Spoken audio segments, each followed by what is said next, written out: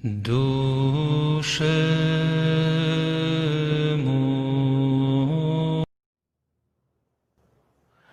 Atas nama Bapa dan Putra dan Roh Kudus, amin. Shalom Aleichem B'Shem HaMashiach. Selamat bertemu kembali saudara dengan saya, Archimandrit Romo Daniel Biantoro, pendiri dan Ketua Umum dari Gereja Ortodoks Indonesia. Kita akan kembali kepada acara kita, yaitu kita akan menjawab pertanyaan-pertanyaan dari saudara-saudara yang telah sampai kepada kami. Tetapi sebelum saya jawab, jangan lupa saudara untuk subscribe, untuk klik itu loncengnya, serta share dan klik like-nya untuk membantu kami supaya program kami ini makin berkembang. Nah, kalau saudara juga terbeban untuk membantu pelayanan ini, saudara bisa mengirimkan persembahan kepada kami melalui nomor rekening yang tertera di video ini. Dan kalau saudara ingin mengunjungi gereja ortodoks, ingin lebih tahu tentang gereja ortodoks, saudara bisa mengunjungi gereja-gereja yang alamatnya juga kami cantumkan di dalam video ini di belakangnya. Dan juga kalau saudara tertarik untuk membeli buku-buku terbitan kami, terbitan dari Padepokan Dharma Tuhu, saudara bisa mengunjungi, bisa mengkontak Ibu Theodora di telepon yang ada di bawah ini, ya. Terus kalau saudara juga ingin, seandainya di tempat saudara sudah tertarik pada iman ortodoks, tetapi di sana tidak ada gereja ortodoks dan ingin diadakan pelayanan di sana, perintisan di sana, saudara juga bisa mengunjungi, mengkontak kami melalui nomor telepon dari Romo Yakobus.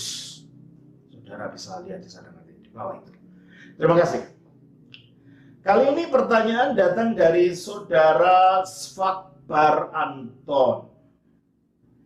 Begini pertanyaannya. Shalom Romo. Saya Svakbar Anton. Salam kembali saudara. Mohon maaf sebelumnya saya mau nanya. Di Kejadian 14 ayat 18 sampai 24 diceritain soal Abraham bertemu sama Melkisedek, Raja Salem di Syawe. Pertanyaannya, mengapa Melkisedek bisa jadi imam Allah Maha Tinggi? 2. Lalu mengapa ia merangkap menjadi raja dan imam? 3. Bukannya zaman itu yang percaya Allah cuma Abraham dan kawan-kawannya. 4. Apakah Melkisedek ini penyembah Allah juga? 5. Mohon pencerahannya. Romo, terima kasih sebelumnya. Terima kasih saudara Swakbar. Pertanyaan saudara sudah dikirimkan lama sekali. Dan karena kesibukan dan macam-macam tugas yang lain, sehingga baru kali ini dapat saya jawab. Baik, mari kita baca dari Kejadian pasal yang ke-14.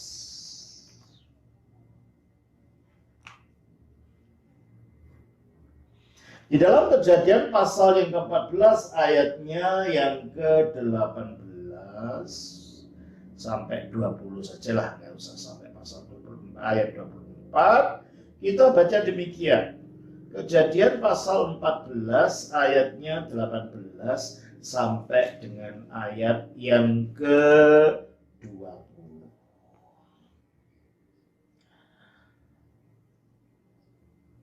Begini bunyinya.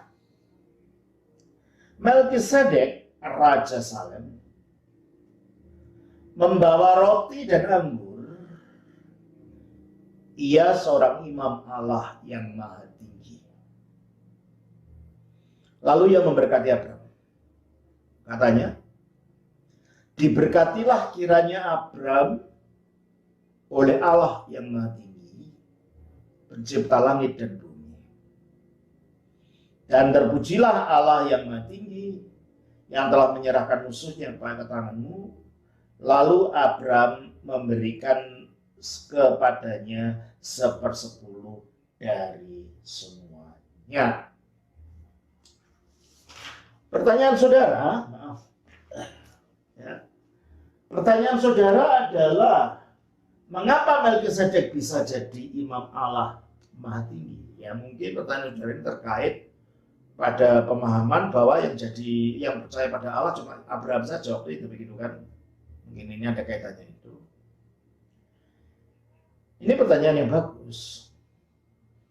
Oleh karena itu ada penjelasan modern.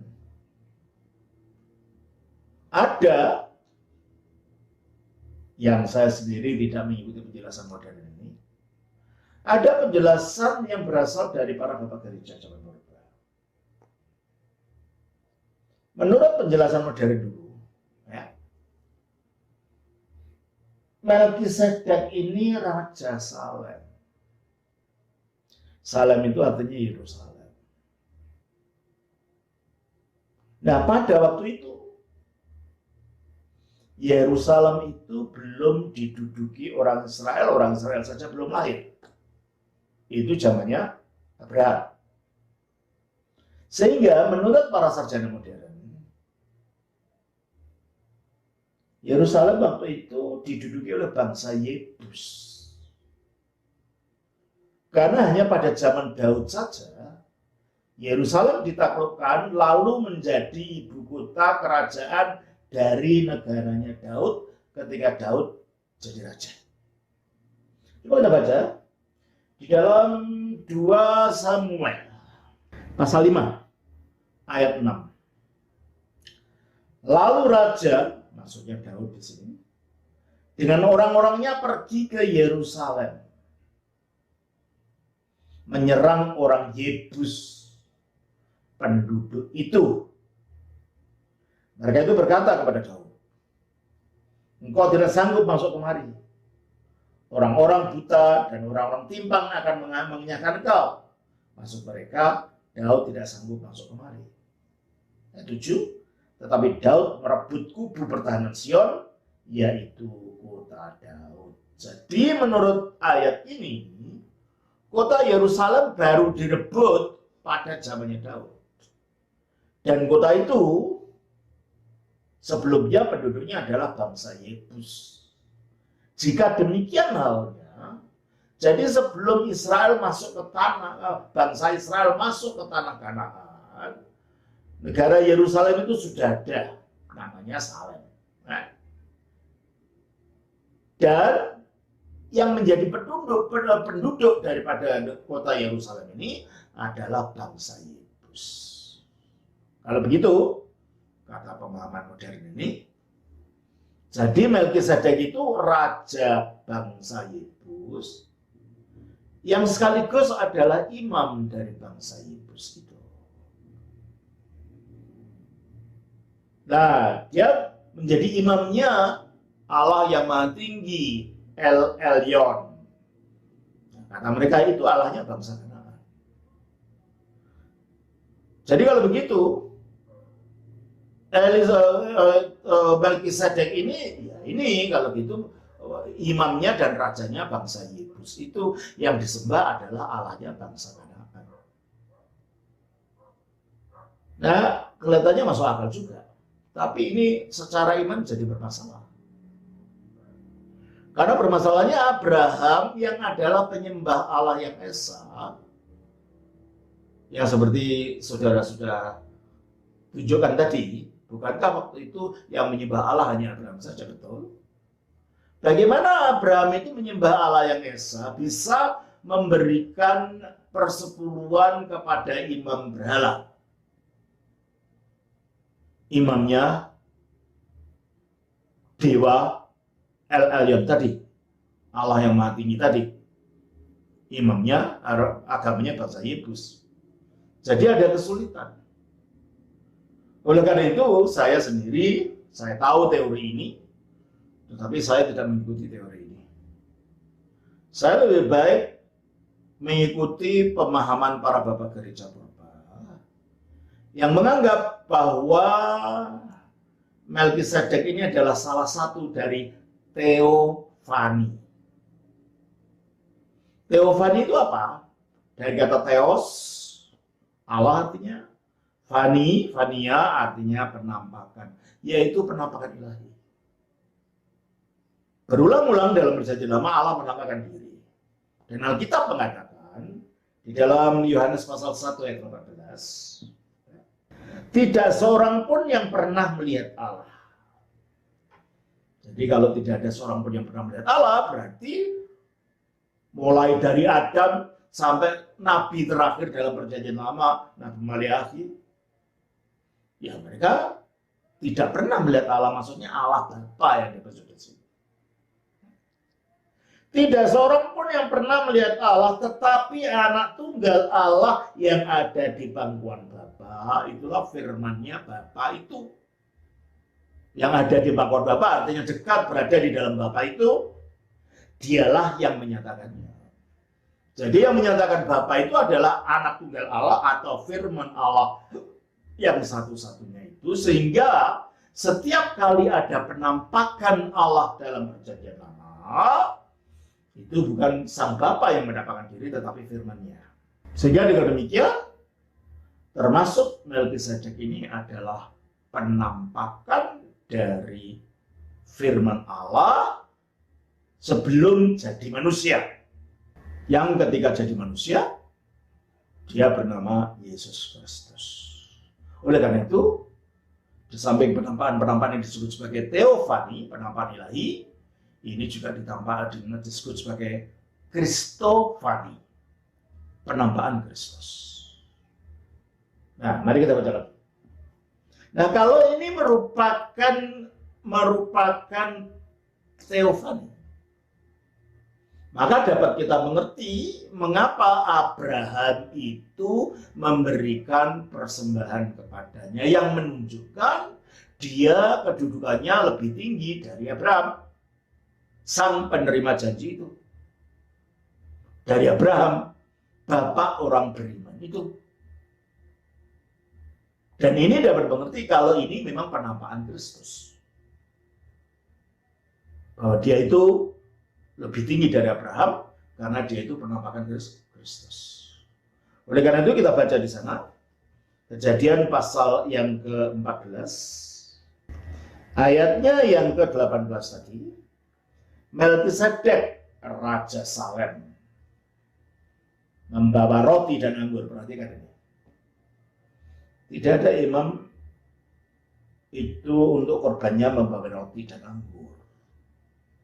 Kalau imam perjanjian lama, yang membawa roti dan anggur itu mengingatkan perjamuan kudus yang nanti akan ditetapkan oleh Yesus Kristus pada waktu ia datang ke dunia.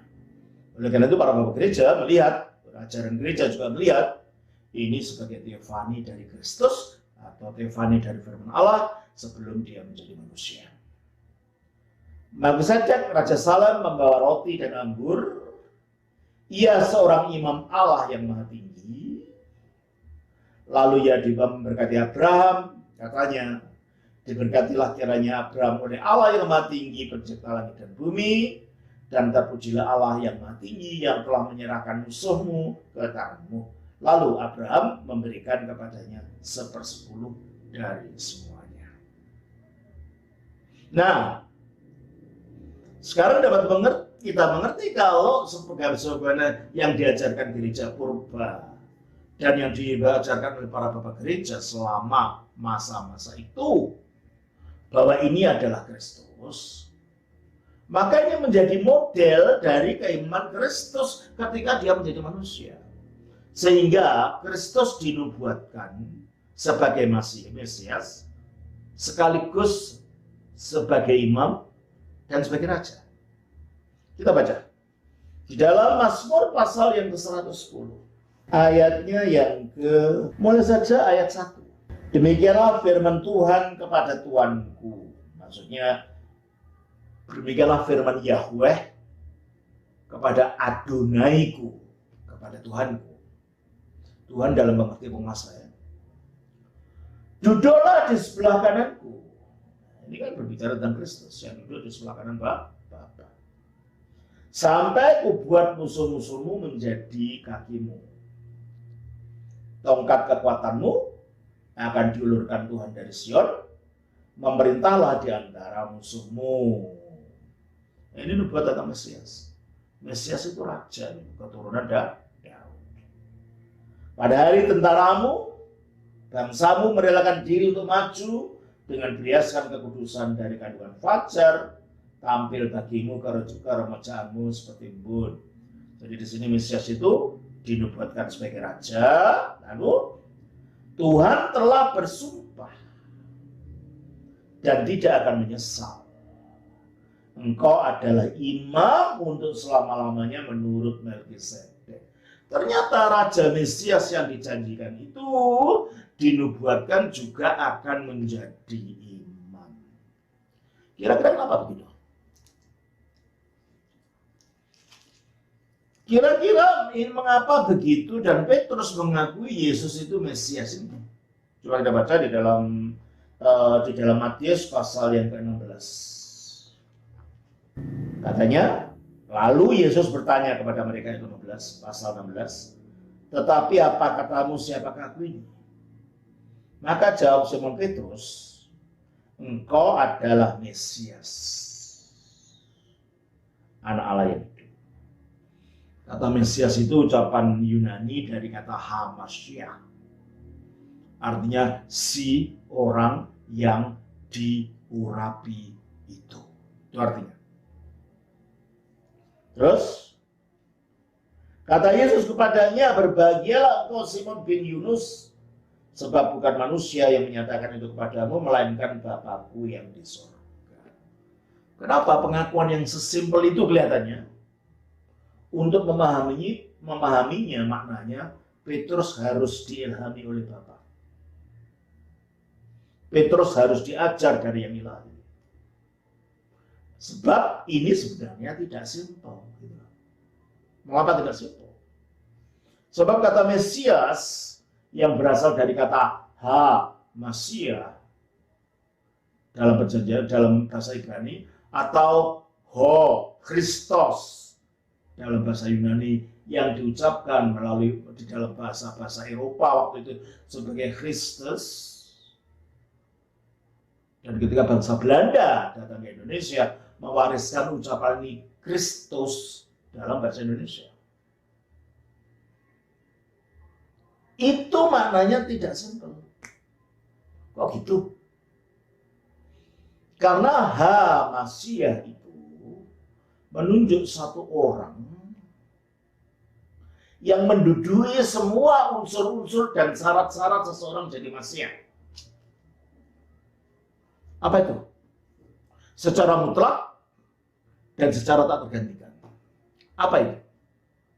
Masiah artinya orang yang diurapi.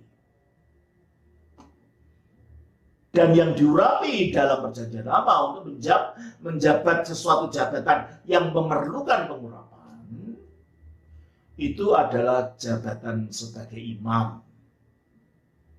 Yang pertama, coba kita baca. Kita baca dari Keluaran pasalnya yang ke-29. Ayatnya 7 sampai 8. Sesudah itu kau ambillah minyak urapan dan kau tuang ke atas kepalanya. Dan kau urapilah dia. Kau suruhlah anak-anaknya, maksudnya anaknya Harun di sini, mendekat dan kau kenakan kemeja itu kepada mereka. Kau ikatkanlah ikat pinggang kepada mereka, kepada Harun dan anak-anaknya, dan kau lilitkanlah destar itu kepada kepala mereka, maka merekalah yang akan memegang jabatan imam. Itulah suatu ketetapan untuk selama-lamanya. Demikianlah engkau harus mentahbiskan Harun dan anak-anaknya. Jadi untuk menjadi imam dalam perjanjian lama yang mempersembahkan kurban di hadapan Allah, itu orang perlu diurapi. Itu satu. Imam itu perlu pengurapan. Jadi setiap imam besar di Israel itu adalah seorang Masyiah. Seorang yang diurapi. Setiap imam besar dalam perjanjian lama itu seorang Masyiah. Yang kedua, yang perlu diurapi adalah jabatan menjadi raja. Ya.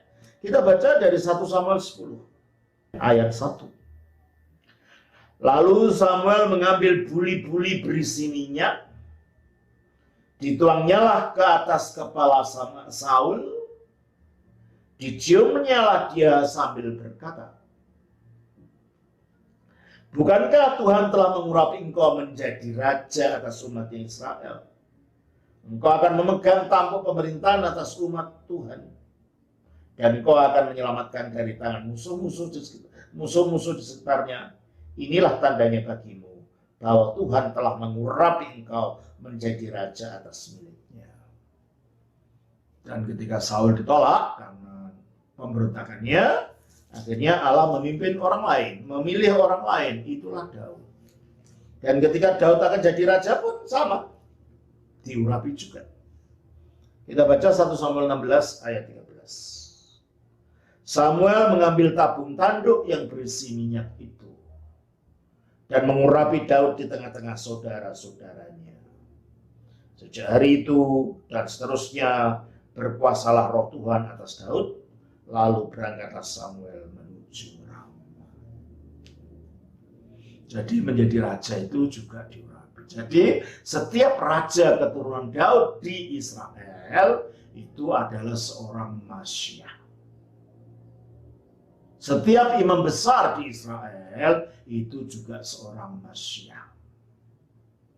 Dan juga kita baca lagi dalam 1 Raja-Raja 19 ayat yang ke-16.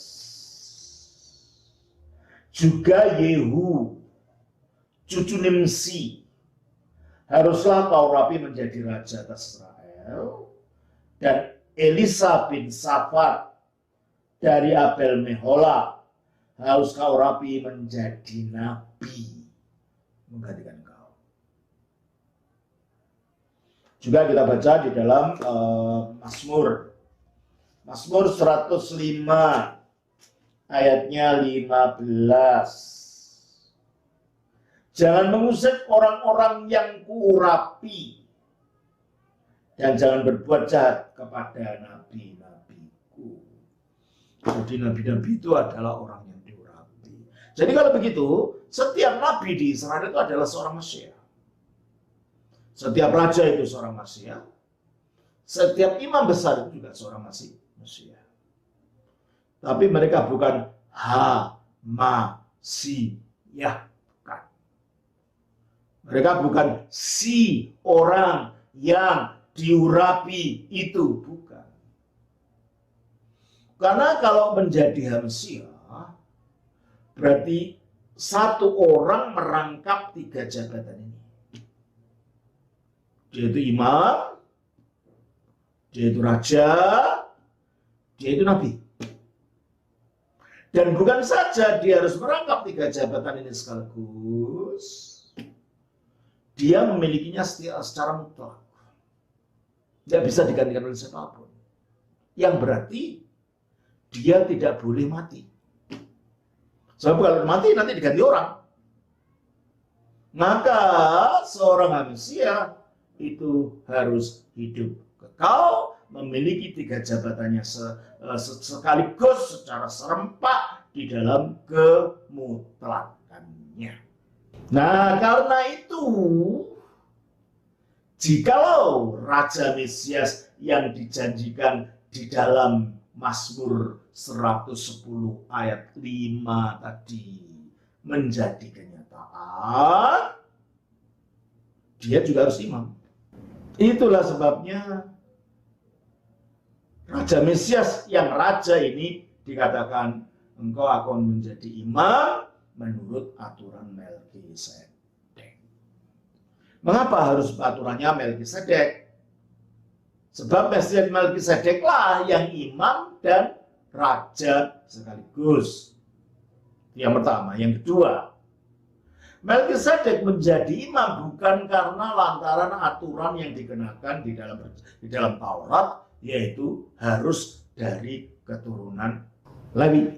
Sebab kalau dari keturunan Lewi, Sang Kristus Yesus tidak bisa jadi imam sebab dia orang Yahuda, gitu loh. Makanya kalau dia bisa jadi imam, harus dari keturunan yang bukan Yahuda. Yang lain berarti bukan mengikuti Taurat. Aturannya bukan aturan Taurat, tetapi aturan menurut Melkisedek. Itulah sebabnya dijelaskan di dalam Ibrani pasal 7. Ayatnya yang 1 dulu. Ya. Sebab Melkisedek adalah Raja Salem, ya kan? Dan Imam Allah yang Maha Tinggi. Ia pergi menyongsong Abraham ketika Abraham kembali dari mengalahkan raja-raja dan memberkati dia. Kepadanya pun Abraham memberikan 1/10 dari semuanya. Menurut arti namanya, Melkisedek adalah pertama-tama raja kebenaran. Melki itu dari kata malak, raja, sama dengan bahasa Arab malik. Dan sedek itu artinya orang sadik, orang yang benar, orang yang hidupnya dalam sesuai dengan hukum-hukum ilahi. Yang sama dengan bahasa Arab sodik. Jadi kalau Melkisedek itu terjemahkan dalam bahasa Arab artinya al-malikus sodik. Raja yang betul-betul benar hidupnya. Menurut arti namanya, Melkisedek adalah pertama-tama raja kebenaran dan juga Raja Salem. Salem itu sama dengan shalom, sama dengan salam. Artinya damai atau damai sejahtera. Maka dikatakan kalau dia adalah Raja Salem, yaitu Raja Damai Sejahtera. Itu menurut arti namanya. Ia tidak berbapa. Kenapa? Karena dalam Kisah yang 2 ayat itu saja, 2-3 ayat ya. Dari Wahyu Kejadian pasal 14 ayat 18 sampai 20 tentang Melkisedek, dan itu satu-satunya cerita tentang Melkisedek dalam Alkitab. Ya. Di dalam Kisah 3 ayat itu tidak diceritakan bapaknya Melkisedek itu siapa. Nggak ada kan? Muncul-muncul sudah imam gitu aja. Tidak ada bapaknya, maka dikatakan ia tidak berbapa. Demikian juga tidak ada ceritanya ibunya siapa, dia lahir dari siapa. Dalam 3 ayat dalam Kisah Melkisedek itu tidak ada ceritanya, maka dikatakan ia tidak beribu. Juga tidak ada silsilahnya. Kalau yang lain-lain kan banyak silsilah, ini memperkenalkan ini dari mana kan gitu dalam Alkitab itu. Itu udah ada cerita tentang keturunan silsilah dari Melkisedek itu, maka dikatakan tidak bersilsilah. Juga dalam cerita itu tidak ada cerita kapan dia lahir, nggak ada kisah kelahirannya, maka dikatakan harinya tidak berawal. Muncul-muncul sudah imam. Kapan lahirnya nggak ada ceritanya. Maka harinya tidak berawal. Juga tidak ada ceritanya kapan Melkisedek mati. Nggak ada. Setelah berkati Abraham sudah nggak ada ceritanya. Ya, maka dikatakan harinya tidak berawal dan hidupnya tidak berkesudahan. Jadi ini akhirnya menjadi semacam alegori tentang kekekalan tanpa lahir, tanpa mati, tanpa bapak, tanpa ibu, tanpa sisilah gitu kan. Ini menjadi simbol daripada kekekalan. Maka dikatakan, dan karena ia dijadikan sama dengan anak Allah. Atau karena dia dinyatakan sama dengan anak Allah. Ia tetap menjadi imam sampai selama-lamanya. Munculnya imam, dan tidak ada cerita kapan dia ditabiskan, tidak ada cerita kapan dia mati, tidak ada cerita kapan dia pensiun jadi imam. Jadi keimamannya itu keimaman selama-lamanya, sampai dari nenek moyang kita yang paling awal ketika baca 3 ayat itu ya ceritanya gitu. dia sudah imam, tidak tahu kapan ditabiskan, dia tidak pernah pensiun jadi imam karena tidak ada ceritanya kapan berhenti. Sampai anak kita paling akhir nanti ya tetap itu ceritanya, makanya dia menjadi imam selama-lamanya. Jadi kalau begitu, Yesus Kristus itu yang menggenapi nubuat tadi. Dialah Sang Mesias itu. Ayat 8. Camkanlah betapa besarnya orang itu.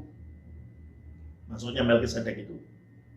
Yang kepadanya Abraham, bapa leluhur kita, memberikan per-10 dari segala rampasan yang paling baik. Dan mereka dari anak-anak Lewi yang menerima jabatan imam mendapat tugas menurut Taurat untuk memungut persepuluhan dari umat Israel. Nah, kalau orang Lewi itu menerima perpuluhan dari orang Israel. Sekarang Abraham itu nenek moyangnya orang Lewi. Dengan kata lain, Lewi itu masih dalam kandungannya Abraham gitu. Dan Abraham memberi perpuluhan, berarti Melkisedek lebih tinggi dari Lewi karena dalam dirinya Abraham, Lewi juga memberikan perpuluhan. Itu argumentasinya di sini. Ya, terus saya baca lagi. Dan mereka dari anak-anak Lewi yang menerima jabatan imam mendapat tugas menurut hukum Taurat untuk memungut persepuluhan dari umat Israel, yakni dari saudara-saudara mereka, sekalipun mereka ini juga adalah keturunan Abraham. Tetapi Melkisedek yang bukan keturunan mereka memungut persepuluhan dari Abraham dan memberkati dia, walaupun Abraham ini adalah pemilik janji. Gitu loh. Berarti argumentasinya kalau gitu, Melkisedek lebih tinggi dari keimaman Harun gitu loh. Melkisedek tetap lebih tinggi daripada Abraham karena Abraham memberi perpuluhan. Imam Harun anaknya Abraham, di dalam diri Abraham, Imam Harun dan orang Lewi lainnya juga memberikan persembahan melalui Abraham kepada Melkisedek. Jadi kalau gitu, keimaman Melkisedek itu lebih tinggi dari keimaman Harun. Ya, makanya dikatakan memang tidak dapat disangkal itu bahwa yang lebih rendah diberkati oleh yang lebih tinggi. Dan di sini manusia-manusia fana menerima persepuluhan, maksudnya orang-orang Lewi. Dan di sana maksudnya Melkisedek, yang tentang dia diberi kesaksian bahwa ia hidup karena tidak ada cerita matinya. Ya. Maka dapatlah dikatakan bahwa dengan perantaran Abraham dipungut juga persepuluhan dari Lewi yang berhak menerima persepuluhan, sebab ia masih berada dalam tubuh bapak leluhurnya, yaitu dalam Abraham, ketika Melkisedek menyongsong bapak leluhurnya itu. Jadi ini argumentasinya bahwa keimaman menurut Melkisedek itu lebih tinggi dari keimaman menurut Lewi dan Harun. Karena itu, ayat 11, andai kata oleh imamat Lewi, maksudnya Harun ya, imamatnya bangsa Yahudi, telah tercapai kesempurnaan, sebab karena imamat itu umat Israel telah menerima Taurat. Jadi kitab Taurat terkait dengan keimamatannya. Gitu. Orang Israel harus menuruti Taurat sebab Taurat itu kaitannya dengan keimamatan Harun. Sebab apa? Intinya Taurat ibadah di dalam perkemahan suci. Dan kemah suci itu bisa dilakukan oleh imam yang adalah keturunan Harun. Jadi nggak bisa dipotol, dilepas, itu nggak bisa. Hukum Taurat terkait dengan hukum keimaman tentang Harun. Karena intinya hukum Taurat itu ibadah di bait Allah.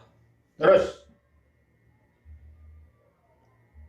karena itu andai kata oleh imamat Lewi telah tercapai kesempurnaan, sebab karena imamat itu umat Israel telah menerima Taurat, Apakah sebabnya Salib masih perlu seorang lain ditetapkan menjadi imam besar menurut peraturan Melkisedek? Ya kan, Taurat kan sudah diberikan sebelum Daud pada zamannya Musa.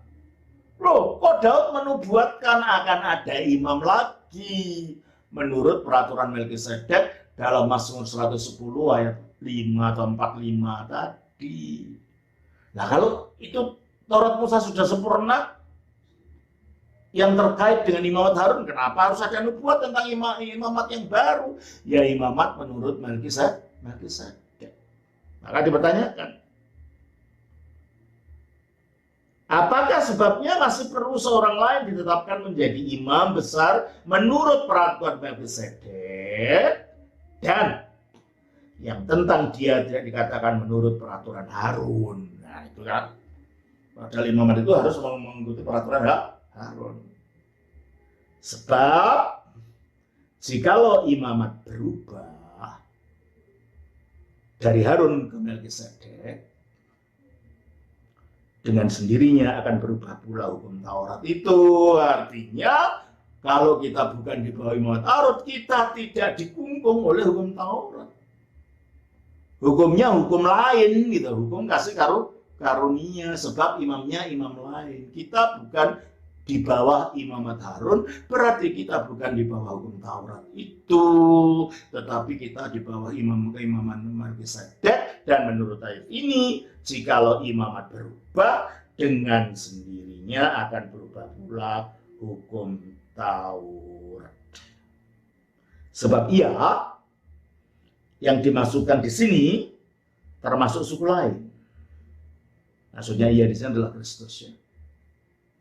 Dan dari suku ini tidak ada seorang pun yang pernah melayani di Mesbah menjadi imam maksudnya. Sebab telah diketahui semua orang bahwa Tuhan kita berasal dari suku Yehuda.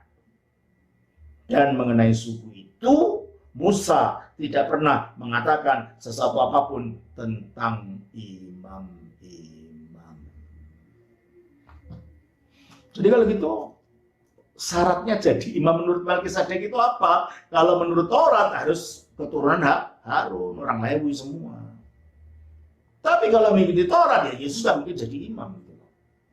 Makanya ada keimaman lain yang syaratnya berbeda. Ya. Dan hal itu jauh lebih nyata lagi. Ya, kalau ada imam di luar suku Lewi, syaratnya menjadi nyata gimana? Dan hal itu jauh lebih nyata lagi jikalau ditetapkan seorang imam lain menurut cara Melkisedek, bukan caranya Harun. Nah, cara Melkisedek itu apa? Ayat 16. Yang menjadi imam bukan berdasarkan peraturan manusia, artinya turun-temurun dari Harun, tetapi berdasarkan hidup yang tidak dapat binasa.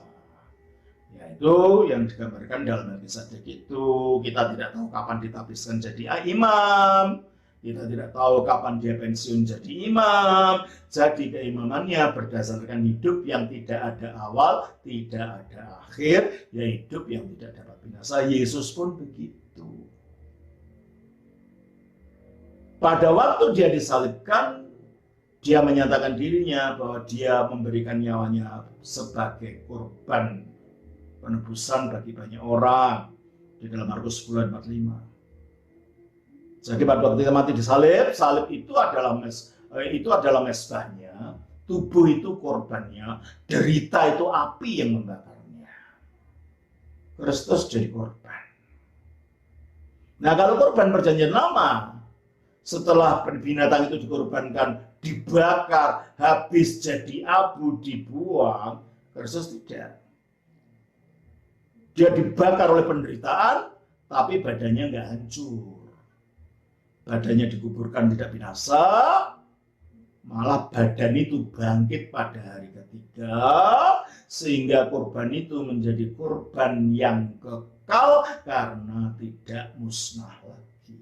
Karena Kristus sudah bangkit dari mati, tidak mati lagi. Maka tubuhnya yang jadi korban, itu juga korban yang kekal sekali dan untuk selamanya, tidak diulang lagi. Nah, sesudah Kristus bangkit, dia membawa tubuh yang sama yang tadinya jadi korban itu naik ke surga, didudukkan di sebelah kanan Allah. Nah, dalam perjanjian lama, terutama pada hari raya Yom Kippur, Imam Harun tidak boleh masuk ke ruangan paling dalam dari bait Allah, yaitu ruangan Maha Kudus di belakang tabir, yang dari situ Allah hadir, melambangkan itu surga sendiri. Hanya sekali setahun dia masuk di sana.